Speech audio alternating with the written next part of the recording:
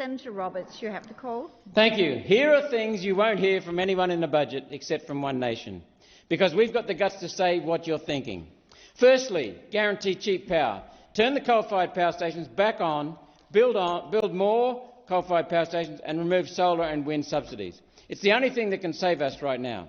Secondly, stop inflation. Stop quantitative easing, printing excess money.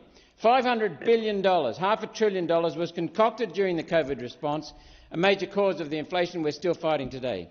Thirdly, we'll guarantee cheaper houses, cheaper rents and get young people into their first home. Don't just cut net overseas migration, start deporting.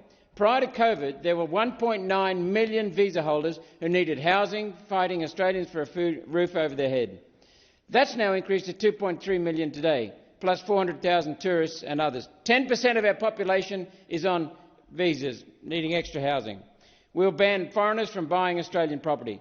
They're currently snapping up nearly 1 in 10 new Aussie homes. 1 in 10. Fourthly, get cheaper groceries, build dams and help farmers produce tonnes of fresh, healthy produce for Australians. Give farmers water and the right to use their land. We'll never have to worry about grocery bills again.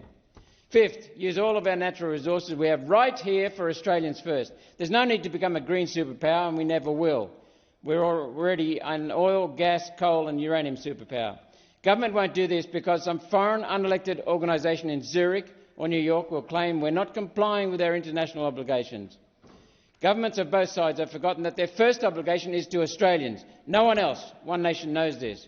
We'll put our trust in Australia's people, release them from the nanny state that tells them everything they can and can't do, and enable people to abound and flourish. That's our promise of what would be a One Nation budget. We'll always remind members of Parliament to put Australians